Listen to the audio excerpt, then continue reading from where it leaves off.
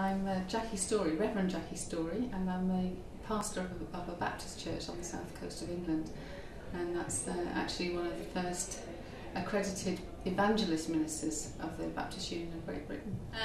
In my mid-30s I started to look for God again after 18 years, and found him, and a couple of years later I gave him my life back. I felt called to leadership quite early on actually, but it was another decade or so before that was possible.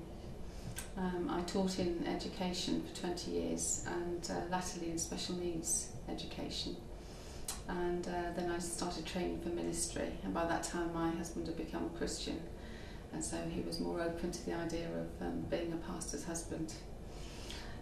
So then I went to Bible college, trained for 4 years, and I was ordained in 2005. I really wanted to network with other women. I wanted to find women role models.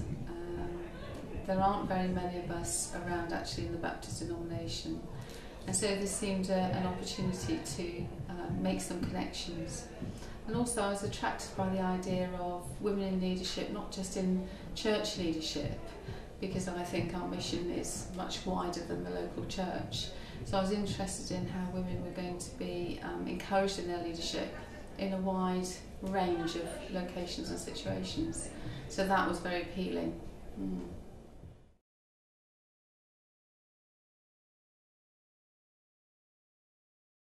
Many of the sessions have been helpful. Boundary setting, personal vision, work-life balance, really good stuff. Lots of notes that I took that I'll use for my yearly MOT. But the thing that really impacted me was the very first meeting when Kate did an exegesis of Genesis, and it was as if I'd heard the opening chapters of Genesis for the first time. And really understanding that men and women were created equal and were given co-stewardship of the earth, and that Jesus died to make it right. Patriarchy was and is a fallen pattern of relating, but Jesus did pay to put that right, and so I want to walk into all that God has planned for me. But it wasn't until she did that exegesis that the penny dropped. And so I think it's been very liberating on two fronts really. Personally, I think I've always been taught or brought up to defer to guys. I love guys, but taught to defer to them, that actually they've got the more worthwhile thing to say, and I would always make space for them to speak first and speak most.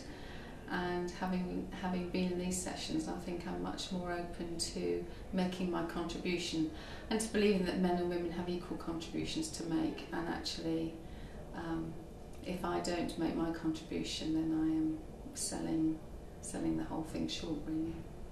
So that's on a personal front. And on a church front, I think that the whole issue is a mission issue, because people have a view of the church as a haven of misogyny and male domination, and I just think that the church should reflect as far as possible the true reality of God, who is male and female, father and mother, and I think that will be extremely liberating for men and women.